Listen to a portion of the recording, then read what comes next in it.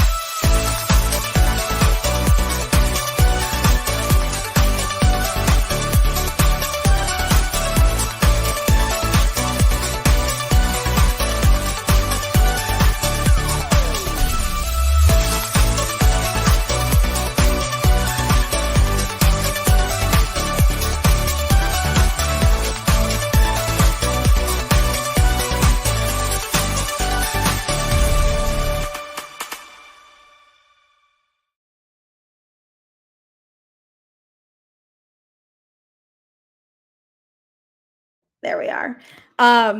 How's everybody feeling? Do we still need some time? Are we complete? Let us know in the chat. Give us a temperature check on where we are. We'll give you some time as we start to jump back in to finish up going through that assessment. It's about 20 questions long. And really what it's designed to do is get you clarity on 6 core areas of your business: your marketing, your sales, your client delivery, your operations, your finance, and your team. And so what we want to do is spend the next couple of minutes analyzing some of these questions that we ask, go a little bit deeper into the why behind them, and really give you some actionable advice moving forward. So let's talk about number one. What have we been talking about all week this week? We have been talking about flexibility, customization, and lowering risk. These are super important to think about as we head into Q3 of 2024, right? Buyers are much more skeptical. If you downloaded our market trends report that actually came with this session, you saw in that we shared 86% of people are willing to pay more for a superior experience, and half of consumers would switch to the competition after just one bad experience. And that number actually jumps to 80% after multiple. So what does that mean for you? That means that you need to be able to combat that skepticism and that risk with an offer that meets the new problem that your audience is facing and becomes a no-brainer for them, right? They don't want any risk associated with it. They don't want complications. They want ease they want customization, they want flexibility. So we talked a lot about how to kind of revamp your offer suite and your positioning to reflect that. We also talked about accessibility. Not everybody has the means to commit right now to a 6 or 12-month program, nor do they want to, right? If they're just discovering your brand, we're seeing the buying cycle that is much more, much extended than it used to be. So what does that mean? That means you may not be going to market with a 6 or 12-month offer initially. You may just be bringing people in with a shorter term engagement with you to really build that credibility. And we talked about specificity and meeting tangible needs, right? There is probably 1,000,001 service providers in your space that offer very similar solutions, that speak to the same problems, that serve the same market. So what makes you different, right? Why should somebody choose you over a competitor? One, you need to be able to solve a specific tangible problem that they want solved. And I'm sure there's a million things on the back end of your offer that they actually need, but it's really kind of tapping into what they want, number one. And number two, we talked about values-based marketing, right? So really being able to speak to not just how your offer solves those problems, but what is unique about the way that you do business, or what is unique about your core values, right? Maybe it's the ability to give back to causes that are close to you. Maybe it's the ability to put your family first, right? Whatever it is that is unique to you and your why and your mission, those things need to come to the forefront of your marketing, because people are no longer buying based on your offer alone. So that's something else that we talked about. And as we jump into reviewing some of these questions and the why behind that, I just want that to be top of mind for you, because we're seeing the way people consume content and the way people buy and make those big and difficult decisions is changing very rapidly. So you want to just be aware of those things and be constantly revisiting your message to market to match that and to meet people exactly where they are.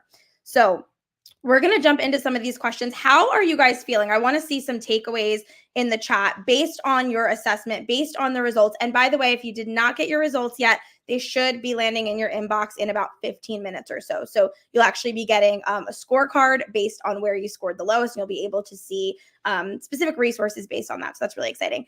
And I also forgot to mention, I saw Dr. Vidya in the chat had mentioned that Kristen sent over a video. So if you were not aware, by submitting our 2024 health check, our team is actually reviewing every single submission that comes in. So not only are you going to get your calculated score at the end of this, you're also going to get a customized strategy from our team. We are looking at every single score that comes in. We are evaluating what that looks like, and we want to provide you with specific recommendations. So take advantage of that. It's amazing. Our team is amazing. They have such depth of knowledge and expertise in all different areas. So I just want to make sure you guys are all aware of that you will be getting that customized strategy. Deepak, anything you want to add, or should we jump right into looking at some of these questions? Let's jump right in. Let's do it. Okay. So one of the things I definitely want to highlight is the first question on this assessment, which is, I have a highly profitable proven offer that solves the current problem my clients are facing. I want to emphasize the word current, because the reality is the problems that you are solving 3 months ago, 6 months ago, 9 months ago, they may no longer be relevant. We talked about needing to elevate your avatar across the board. And with that in mind, the problems that you're solving may not be relevant to that demographic or psychographic of people, right? So I want you to really think about this question and think about your offer as it stands right now. What is the one problem that it solves? And does it match the urgent need of your elevated avatar in the way that they would articulate it? And this is super important to think about the way they would articulate it, because sometimes I think we also get so caught up in the jargon of our program and our methodologies and what we do that we don't realize there's a little bit of a disconnect between the market, especially people who are just discovering your brand and who maybe are not yet solution aware. So what I mean by that is, for example, we've gone to market with the live launch method, right? We are known in the market for the live launch method. Our clients are familiar with the live launch method. However, a service provider that runs maybe a brick and mortar private practice that is pivoting to online, that wants to now serve clients globally or virtually, they may not be looking for the live launch, because they don't even know that's a potential solution for reaching more people online and generating more sales and building their brand, right? They want to build their brand. They want to get visibility. They want to generate more sales. That is what they are looking for. That is the problem they want solved. So by us going and communicating only live launch, there's a disconnect there because they're not familiar with it. It creates a barrier and they're not even aware that that's a potential solution. So when you think about the way you articulate those tangible problems you solve, you want to move away from the specificity of your methodology or of your offer. And you want to really think about, how would my elevated avatar articulate the problem they want solved? So that's something you really need to think about. That's number one. Number two is, as you elevate your avatar, thinking about what have they already accomplished likely and what is the next level goal that they have. So for example, if you've been going to market for months or for years about helping people scale from 6 to 7 figures, okay? And now you're thinking about, I need to elevate my avatar. I need to target $1 million business owners. There's automatically a disconnect now between the messaging that you've been going to market with and what you now need to go to market with. So you're no longer solving the problem of helping people scale to 7 figures. Now you may be solving the problem of helping them build and grow and elevate their team, right? Because they've already done that. They've already done the first thing. The second step now is, how do I get my freedom and my time back? So think about, as you elevate that avatar, what have they already done? What have they already accomplished? What's already been, the thing that they've been doing for months and months or years and years that now they need that next level problem solved, and really lean into that. And then the third thing I want you to think about with this is, what are their core values, right? What motivates them to achieve their goals? And you want to tie your messaging into that. Are they motivated by family, right? Are they motivated to grow their business because they want to spend more time with their family ultimately? Are they motivated by flexibility? Do they want the opportunity to be able to take coaching calls when it's convenient for them, or to be able to have access to you one-on-one in a Voxer or a Slack channel whenever they need it? Do they want that instantaneous reply? Are they motivated by health and longevity, right? Do they want to be their healthiest, most, lively version of themselves after retirement, right? Whatever it is that motivates them to achieve their goals, I want you to think about that in terms of your new elevated avatar and how your messaging needs to evolve to meet the needs of that person. So it's not just about what you've been doing because it worked, because if you've hit a ceiling, there's a reason why, right? We need to be thinking about next level avatar, next level problem solving. What are the people at that level motivated by? So I really want you to think about that. Deepak, you want to add anything to that? Sure. Let me just add one thing to that. I think on the messaging side, Krista, you hit the nail on the head. On the back side of that, but I also want you to think about this. Most of the time, folks, they create a program. They've been running that program for 12, 24, 36 months, and they're getting great results. They actually become more efficient at getting results. And so really look at that and be able to say, okay, so what my program used to take maybe 12 months to do, would I be able to do that in 6 months? Because at the end of the day, you're not trying to sell people into the longest commitment, because to Krista's point, you got some skeptical buyers out there. So how can you get them wins faster, right? Most people want results, but they don't want results. They get results in 6 months versus 12 months. They're rather going to take the 6 months. So just making sure that you go back and you keep looking at what you've been doing, how you've been working toward mastery and getting folks results. And then how do you take that back to the front end and then position that as a new offer that becomes an entry point to be able to come in and start working with you. Yes, 100%. We're going to talk about that in a little bit as well. But I love that you brought that up because it's so true. Not everybody wants to jump into this long-term engagement. They may need just that one quick win to then be able to say, this was amazing. I loved how we worked together. I love the results that I got. I want to continue working with you. So I think that's a great point. So as you guys take this, as you guys audit what your messaging looks like, really think about those things. I want to talk about lead nurture. So one of the questions that we asked on the health check was, every lead is nurtured through a fully automated engagement sequence that mirrors my average sales cycle. I want to talk about this because I think for a while it was acceptable to just kind of like run with it, right? To just kind of get on social media and do your thing and not really have a systematic process for how you manage your database and move them through the customer journey. And that's not going to cut it anymore. I think the reason why so many business owners actually don't spend the time that they need to nurturing and following up with leads in conversations and moving them to the close is because of the I don't have time excuse, right? But if you have systems in place to be able to give you front and center, here are the lists I need to be working on. Here's where I need to jump in every single day during my miracle hour and focus on, hitting these targets or hitting these people in my dream 100. And it's so much easier, and you're eliminating, 20, 30 minutes just sifting through different spreadsheets and trying to figure out what you did last or who replied. When you have an organized system for that, it's saving you time and it's making it much more manageable so that you're actually blocking it out on your schedule and getting enough done, right? It's going to be about volume and speed of implementation in this market. And so if you're wasting time toggling through different spreadsheets to try to figure out who replied to you, that's just wasting a bunch of time, and it's going to cause you to not want to do the activities that are detrimental to moving the needle.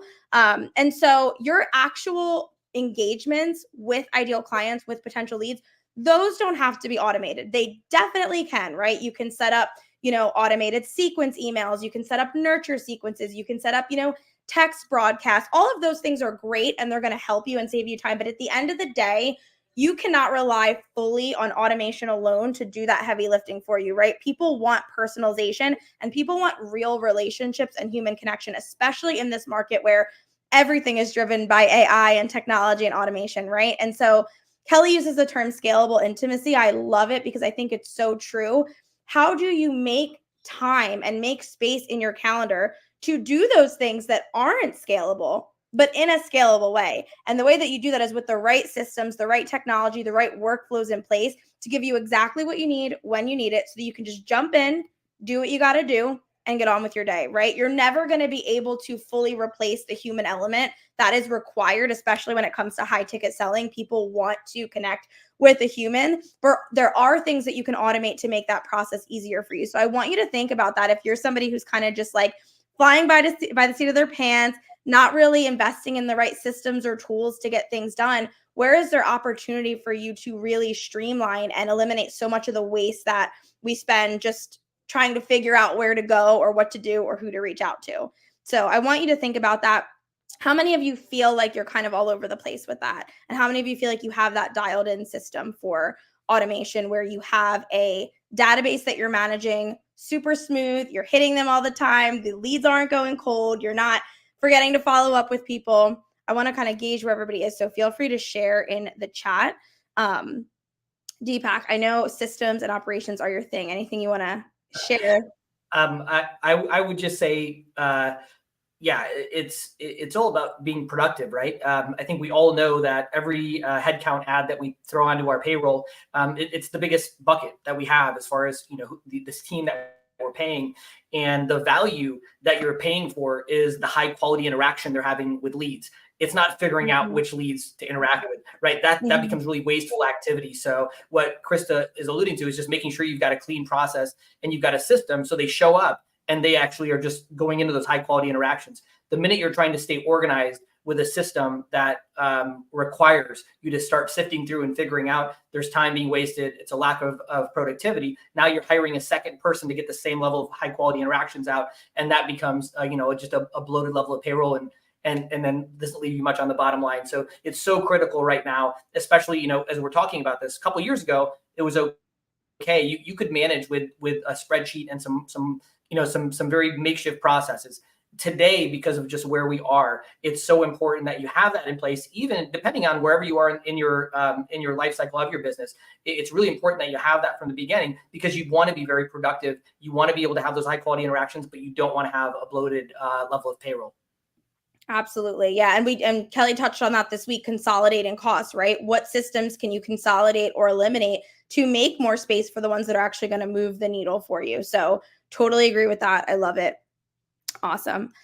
Okay, let's move into our sales section. So one question that I really want to call out is discovery calls. We asked you in the health check, does your team have plenty of discovery calls every week to keep the sales pipeline full? Now, I want to reframe this for a second, because I think a lot of people view discovery calls as a sales call, and there's a lot of pressure around them, and there's a lot of scarcity around them, and it makes discovery calls not fun and not productive, right? We're not actually getting the results that we want to be getting from booking these calls with people because we're not actually seeing them the way they are meant to be. So ultimately, discovery calls, if you're a high ticket service provider, these are the North Star metric for you, right? Conversations equal cash. People want to buy from people. They want human connection. We just talked about this.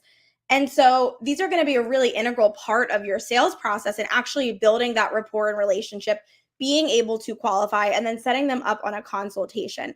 Now, I think a lot of people see this discovery call as a process where they get on the phone and they're doing all this qualifying and then they need to move them right to a sales call, right? And they've got it all backwards. And if all you're doing is qualifying people on your discovery calls, you're missing the whole point, right? The value in a discovery call is to be able to provide value and transformation in that time period that actually opens up your prospect's eyes to the value that they would experience by working with you, right? You should be giving and serving on that call. You shouldn't go into that call with scarcity and I need to qualify them and I need to move them to a consultation as quickly as possible, right? If you can focus on adding value with core, you're qualifying them, but in a way that you are giving them insight and advice and strategy, they're going to ultimately want to know, okay, how do I work with this person, right? We have gotten that question so many times on calls where at the end of it, they're like, oh, like there's no pitch here. Like you're not, this isn't a sales call. Like, what do you guys do? Can you tell me more? I can't tell you how many times I've gotten that feedback because that's not what it's about, right? It's about meeting the person exactly where they are, understanding what is their number one biggest problem, biggest challenge that they can't seem to break through, offering them advice and a solution. And if they're open to a conversation about next steps, or if they're asking about that, absolutely you're going to move them to that. But you're not forcing it, right? And when you reframe your mindset around what a discovery call actually should be and how it should be conducted, number one, it's going to make them so much more fun and feel so much more aligned because you're not going into this with the feeling of, I have to close the sale right now, right? You're going into it from a service perspective, which is why we're all in business, right? We're all service providers because we want to serve. We want to make a difference. We want to impact more people. And so if you're leading with that, that's going to translate. And by default, you are going to have more success in getting them to that next step in the buying journey. So I want you guys to think about that because I think there is a big hesitancy around getting on coffee chats. They're kind of a bait and switch, right? You're positioning it as this call and then you get on and somebody's trying to pitch you, right? We don't do that here. The way that we teach our clients to run discovery calls is value. Of course, you're qualifying. Of course, you're asking the right questions. But in that process, you are evaluating what is the best next step for this person, right? Because it's different for everybody and it's not a one size fits all when it comes to solutions, especially in this market, right? Some people may just need a little bit more one-on-one support. Some people may need a group of individuals, a group of peers that can relate and support them and that they can connect with and collaborate with. Some people might just need self-paced education. They might need to do something on their own term. They might just need, a quick win around a specific problem that's maybe marketing or sales or service delivery, but everyone's needs are different. And so your job on that discovery call is to uncover the needs and provide them with the best next step. The best next step is not always a consultation, right? The best next step is sometimes just action. Sometimes it's just pointing them to the right resource. And that is going to move people so much further in the buying cycle than you realize. And so if you've been having that mindset block around discovery calls and conducting them and getting the value, I want you to think about how you can really use them as relationship drivers in your sales process more so than consultations, because at the end of the day, they're not sales calls. And that's not how we teach people to run them. It's no bait and switch. It's no slimy marketing. It's genuine value. And I know that you are aligned with that as well, Deepak. So I'd love to hear your perspective. Absolutely. And I think one of the caveats to that most people that put them down the wrong path is they don't want to give away too much because they're worried that if they do that this person's not going to buy later on down the road. And there's not much you can give away in 15 minutes. And if that is the case, they're off to the races. I'm not sure what you would do with them in a long-term program. And so I think the key is understanding that really out of that 15 minutes, if you were able to even just isolate the problem that they have, that they don't see, that is a huge amount of value for them. If you're able to point them in a strategy or a solution, and their choice is to go run off and try to do it themselves, you more than likely understand that that's going to be really challenging for them. And so the secondary option would be to take this solution that I'm providing, from this problem that we just identified. And I have a pathway for you if you'd like to entertain how you could maybe take that solution that I'm giving you, that if you were to go out there and try to do on your own, might take you 18 to 24 months, and I can get it done for you in 3, right? And most people are going to understand that there's a huge value in saving that amount of time. So I would just really urge you to, one, not worry about what you're sharing. You're there to provide value. You're there to identify what their problem is. And then if you have a solution for it, then give them that solution. And then from there, that is their decision as far as, do they want to continue to entertain with you going forward, whether or not you're the right person to be able to provide that solution with them to get them superior results. And that's where you can move them to a consult. But either way, when they leave that call, they should feel served, they should feel heard, they should have felt seen, and they should feel that down the road, even if they go to try to take that action on their own, but they feel like, okay, I might be better well served to go back because they did feel that you were there to support them. And now you've got a customer. Maybe they're not coming into you over the next 2 weeks or 3 weeks, but maybe 6 to 8 weeks later, they come back because they've given it their old college try, but it's just not cutting it. And now you've got a customer. Absolutely. I couldn't agree more. I think that is a huge fear for so many people, is that I'm giving away too much. They're not going to need me. They're going to go implement it on their own, and they're going to get results, and they're never going to buy with me, right? When that's absolutely not the case. Chances are they are going to go try to implement it on their own, and then 10 more questions are going to come up about if they're doing it right, or if they need to do this instead of this. And that's where you can open up a conversation about working together on, a longer term or in a paid way. But I saw some questions coming in, so I do want to answer those. Eileen asked, are we going to pitch on the discovery call if they need us, or sometimes we let them go with the resource only? So I would say, Eileen, if they are asking about solutions, absolutely, you can pivot into a pitch. Or schedule, a time on the calendar to have a more in-depth call about it if you need more time, depending on, if they have a meeting coming up or not. But you can absolutely turn that into a consultation. But I wouldn't make it required. I would take the pressure off of it. I would always leave them with a next step, even if that next step is scheduling a follow-up call with you to discuss working together or to discuss next steps. So you do want to be moving them in that direction, but you don't need to pitch them on that call if it's purely a value call where you're just providing insight, qualifying, and then setting a second call on the calendar. So it all depends, but I don't want you to feel that pressure. And then Tammy asked, if you are in transformational work, do you provide value giving and serving with inner journey meditation or session type work? You definitely could. I think you could run a discovery call quite similar to how we would run, say, a business audit, right? Where maybe you're asking them a couple of questions about their healing journey thus far so that you can get a sense of qualifying, and then move them into, a short exercise or a short meditation, and then chat through reflections and what came up for them and questions. So you are providing direct value on that call while qualifying them, and then again, moving them into the next step. So you could absolutely do that. And you'll see that we have done discovery calls in the format of, a gap analysis where we're assessing, where they are and where they want to be, or a business growth audit where we're assessing, their systems for marketing and sales and lead generation. So there's all of these different formats that you can run a discovery call that's going to add value to them. And at the end of the day, that's exactly the purpose of it. So I think that could totally work for you, Tammy. Absolutely. And then Chris said, equip them with the next best step. Yep, absolutely. Exactly. Awesome questions. Yes, keep them coming in the chat, and Francesca will pull them up on the screen for us. So I love it. It's a mindset shift. It's serving first, and that's what we're all here to do. So I want you guys to just keep that in mind. All right, Deepak. So I could 10x my client load this year while continuing to deliver world-class results every single time. This is a really good question.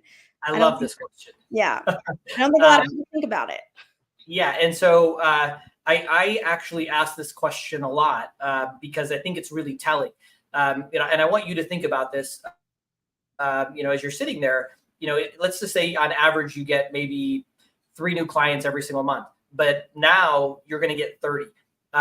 Would you be able to handle getting 30 clients today that would sell through and getting them onboarded and into your program where they would get superior interaction and results and feel like it was a high quality onboarding and a kickstart into your program?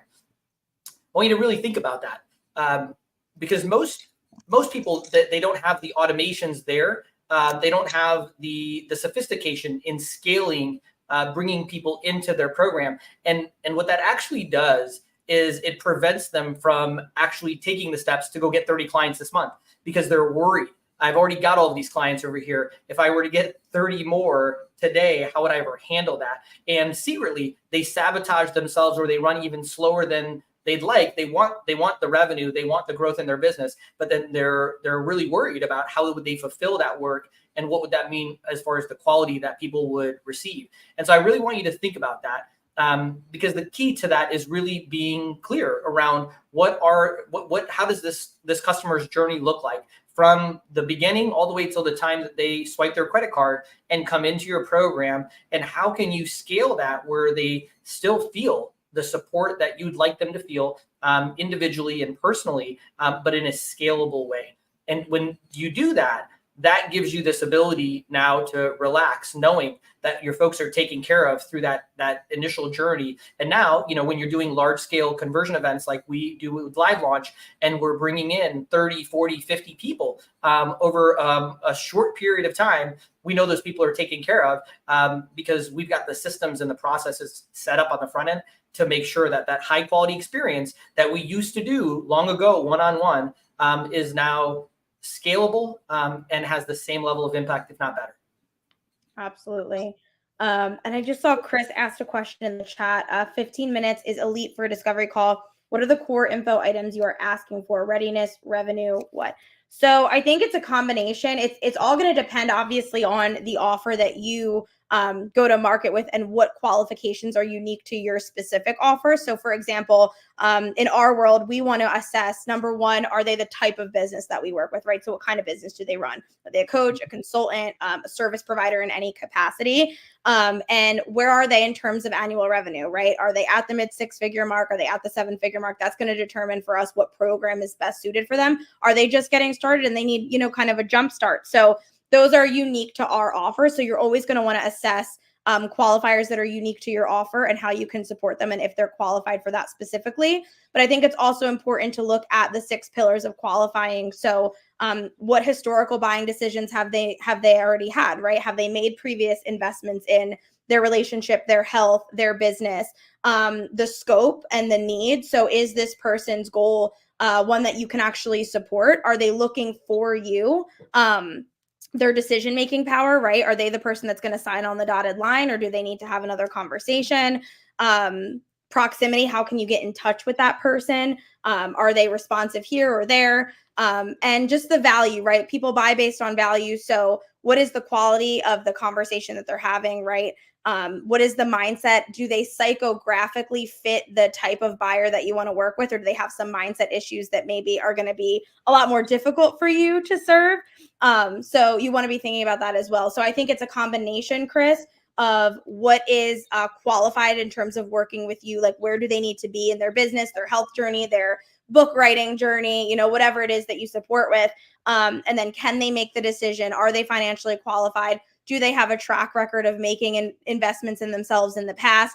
Are they psychographically the type of person that you want to be working with? There's a lot of factors there as well. So just a bunch of things to be thinking about as you conduct those calls. And you may not get it all in the 15 minutes, and that's totally fine. That's what the nurture process is for, right? So you want to be hitting this person in the DMs, following up, keeping that relationship going, because to Deepak's point earlier, they may not be ready to buy right in this moment. It may be a few-week process before they're actually ready to make that decision. But by you keeping the conversation going and staying top of mind, they're going to come to you when they're ready, right? You're going to be the top of mind solution for them. So it doesn't all have to be uncovered on the 15-minute call. You can absolutely uncover more of that in the follow-up process.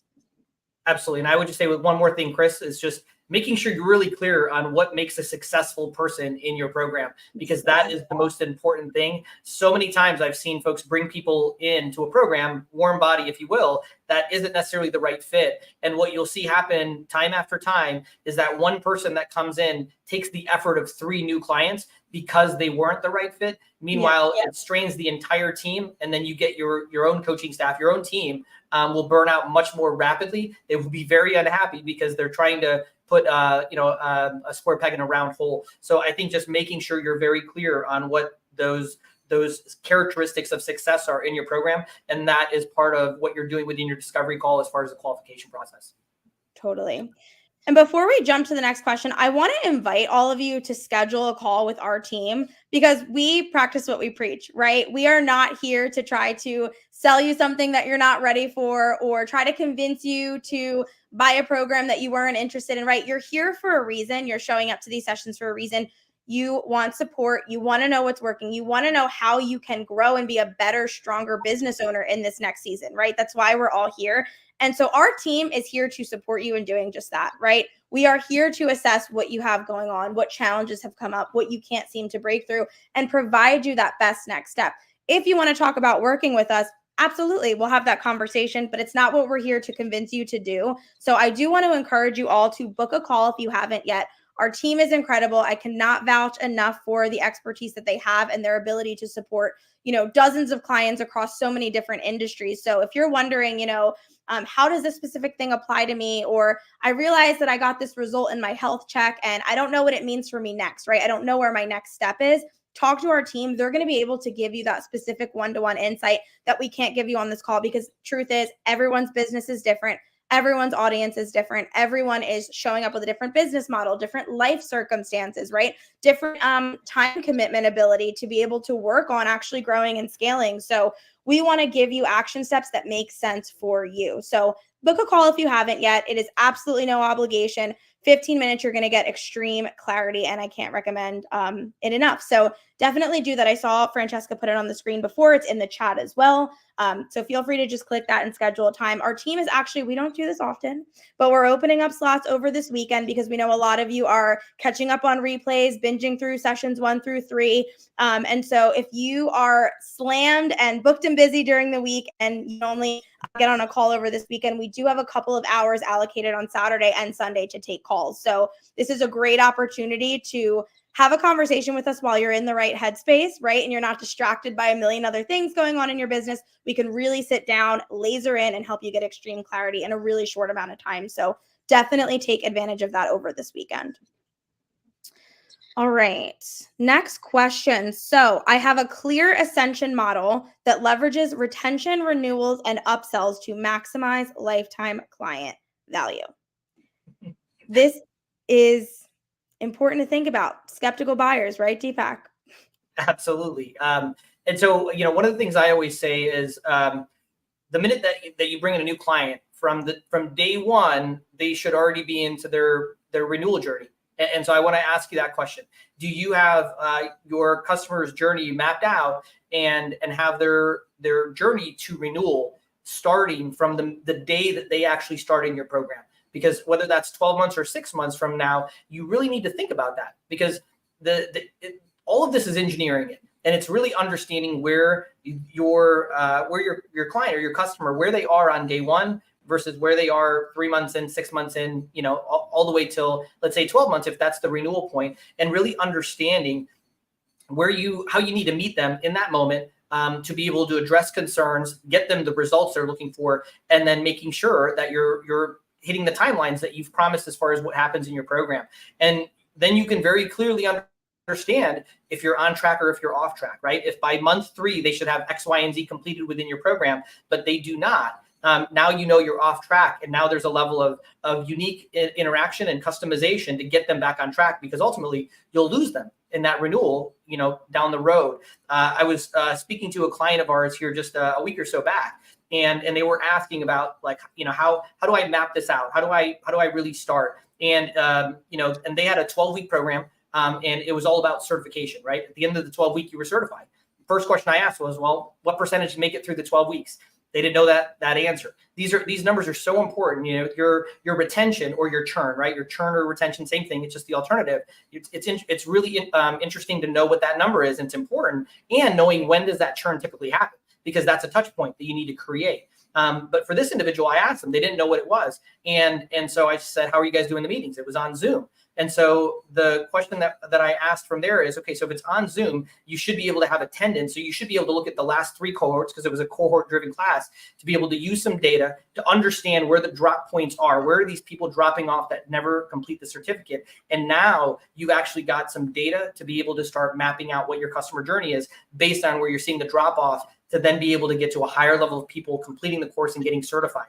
And really, the more people that certify, obviously are the more people that are going to renew into the Ascension model. And so what I would urge you here is, one, very clearly understanding what needs to happen throughout the journey from from lead all the way to client, but then immediately from client to renewal, and then therefore all the way up through the rest of the Ascension model, and really collecting the data around these things so that way you understand, as I'm designing this, I shouldn't be designing this just based on what I think. I should be designing this based on what's actually happening. So if I can see that typically the churn that I have in my program, I have a 20% churn, and that churn is typically happening in month 3. Well, something's not happening in month 3 that needs to be happening. And now you can start doing that. And obviously you can, interview past clients, but really using data to make sure that that is mapped out so that way you have a solid plan, and that is going to be the thing that allows you to be able to grow a lifetime value, which is the game.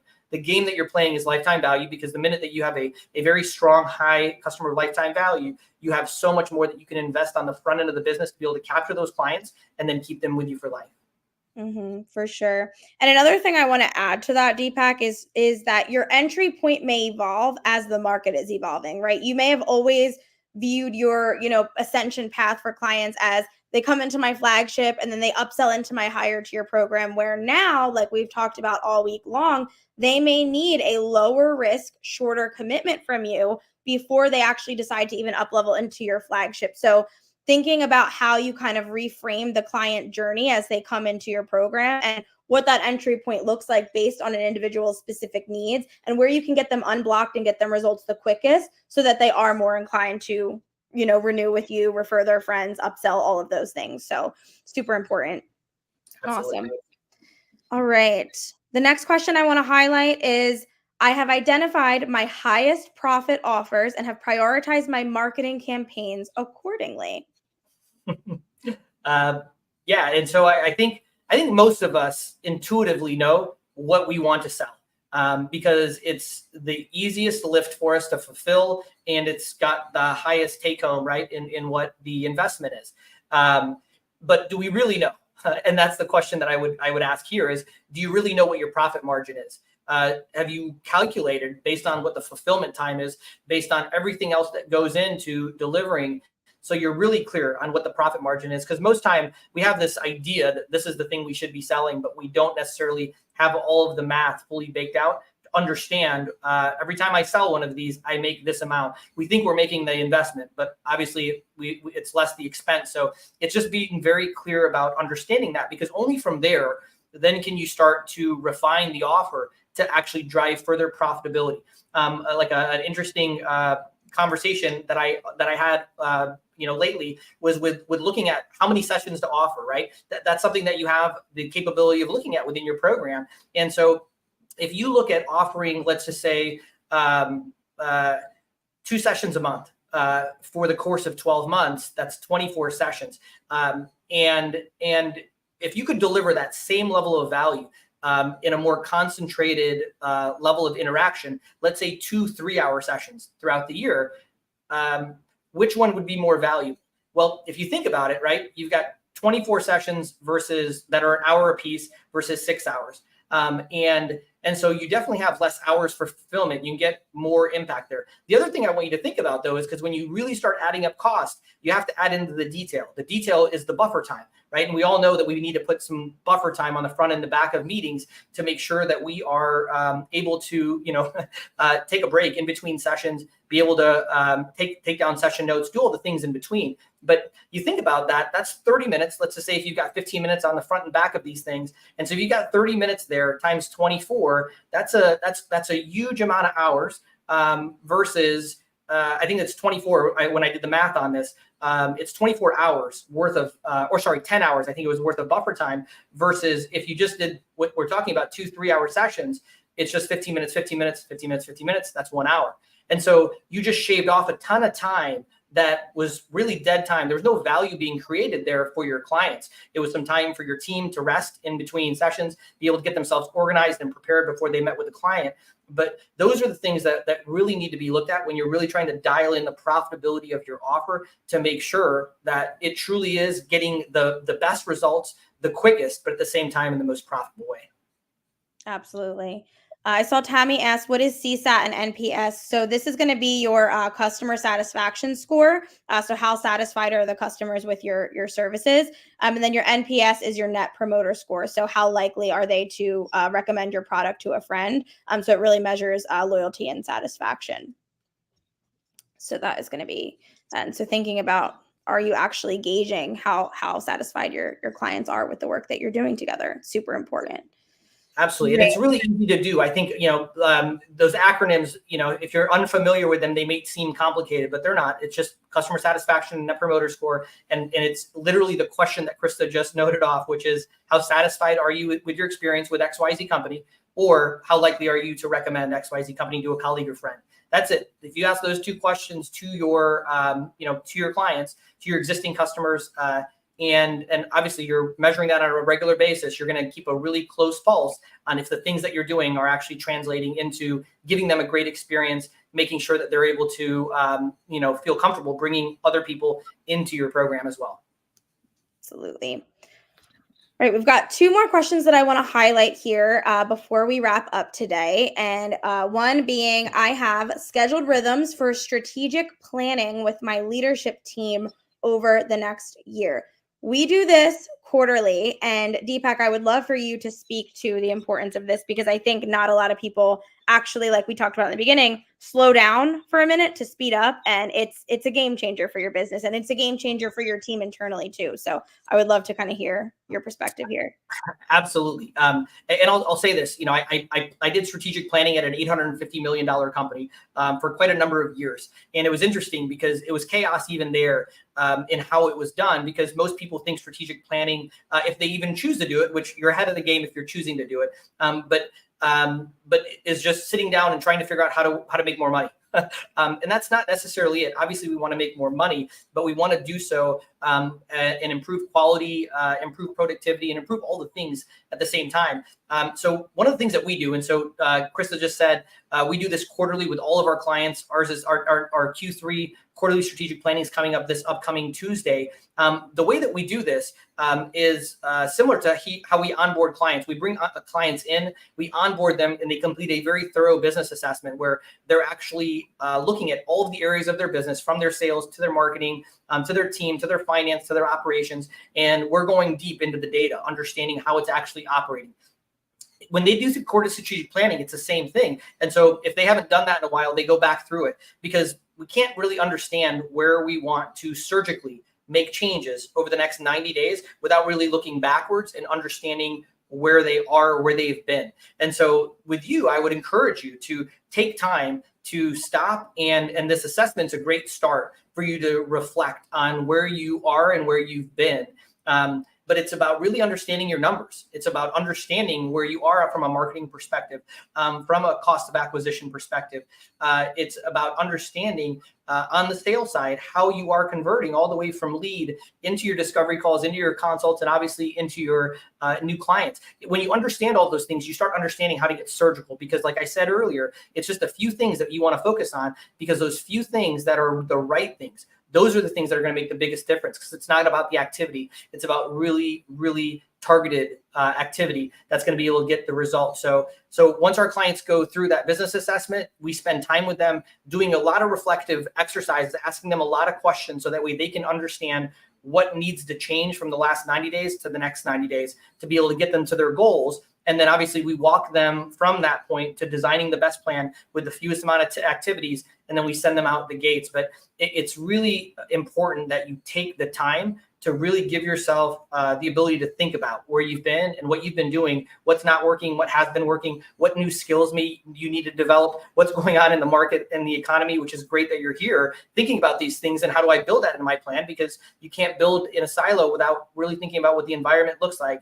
But I would just say, it's so important for you to take this type of time and take time, beyond this. Once you've gotten the results, let's say if you filled out that health assessment today, really look at these questions, and then you got to dig into the data behind these things to be able to look at, well, what is my churn? Where does my churn happen? How do I fix that? Because those are the things that are going to make the difference. It's not going to be about just one big change that you make, it's going to be a couple of different activities, but it's going to be the multitude of all of the things. Like I said, one action or one strategy that you deploy is going to take 150 actions behind it, and it's the aggregation of all of those things that's going to drive you to your next level results.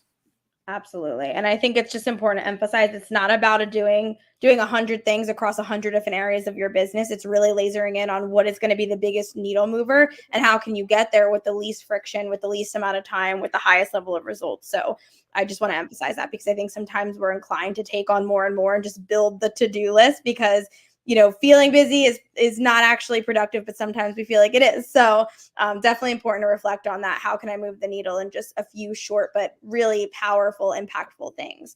We have a couple minutes left. One more question that I think is actually my favorite question because I think this is the end game for all of us, right? And it is, my company finances my time off and everything flourishes when I'm out of the office. I have peace of mind when I unplug. And it's really it's why we're all here, right? We're here to make an impact, make a bigger difference, and enjoy the time we have here with our loved ones, doing the things we love to do, and living our best life, right? And so if our business is not creating that best life for us, there's a problem. And so I think there's some questions that Deepak wants us all to reflect on that I don't think we ask ourselves often enough. So Deepak, do you want to share? Absolutely. Well, and to that point, it's freedom, right? We came into this for impact and for that freedom to live our life, unapologetically any which way that we chose. And so the question is, are we there, right? And you can ask yourself even deeper of a question, which is, how long can I take away from my business and it still runs without me? And I want you to really think about that. How long can you step away for a vacation and it still runs? Is that days? Is it weeks? Is it years or is it hours? And that's going to be really telling on what needs to happen next as far as setting it up for what you actually want it to be. And I think another question that's even more telling is, if you stepped away from your business, how long would it not only run, but how long would it grow? Because that's really what you wanted, right? You wanted to be able to step away from it, and you need to grow without you. So that way you truly do have that freedom. And your revenue is growing, but it's growing with a team that's actually running without you. And so is that, days, weeks, months, or is that hours as well? But I think when you get to the clarity behind what you wanted when you started this to where you are, and we get really clear on the gap and what kind of systems we need to have in place, what kind of team do we need to build there and up level, and we put those right pieces in place, it is there for you. That time and space that you'd like to spend with your family, even greater impact in the world, and be able to live your life on your terms. It's all there. It's just basically putting those pieces in place in the right order and focusing on the right things. And that freedom is right there for you. 100%. And so if you ask yourself that question right now and you're like, oh my gosh, not at all, maybe an hour, maybe a week, or maybe I would be away and obsessively checking my emails and checking in on clients and making sure everything's running smoothly because I don't have the trust or the confidence that things are actually happening without me there. Then talk to us, right? We want to help you get there. That's ultimately the end goal for all of us as business leaders, is that we want you to be able to choose when and how you work and build a business that actually supports your life and not the other way around. So I want you all to take advantage of booking a strategy call with us. Let's talk about where you are. Let's talk about your health check results, and let's talk about how we can move you forward very rapidly and intentionally in a way that feels super aligned and not like you are chained to your business, spending hours and hours building in a way that just doesn't feel good for you. So book a strategy call with us. Like I mentioned earlier, our team is opening up some slots over the weekend, which we don't typically do, but we know everybody is super busy during the week. We've got 100 things going on, right? We've got to solve problems in our own businesses. And so we want to give you that time to actually unplug from everything going on externally and really focus on what is my action plan over these next 30, 60, 90 days, and how can we support you in building that? So we are here for a few hours on Saturday and Sunday to take calls with you. The replay page is going to be available as well. So if you need to catch up, now is going to be the time to do that. And come back with our team, with any insights, with any questions, with any reflections that you want to bounce back and forth. But we are here for you. We want to support you and we want the absolute best for you. So definitely take advantage of that. Any parting words, Deepak, as we wrap here today? I would just say this. I just want to thank you guys all for your time. We here at the Business Advisory, I'll speak for each and every one of us. We all appreciate you giving us our time and giving us the ability to be able to influence the impact that you're making in the world. For us, that ripple effect is everything. We're so focused on the value that we can bring to you through these different things that we put out into the market, because we do want to make that impact through the business that you have. And so, I just want to say I truly appreciate your time here on this Friday. And have a great weekend. And we're here for any support that you need with these calls. So please take advantage of us. Absolutely. Thank you all so much for spending this week with us. We appreciate you so much. We are here for you, and don't hesitate to reach out with whatever you need. Thank you, everyone. And we will see you over the weekend, hopefully. Bye.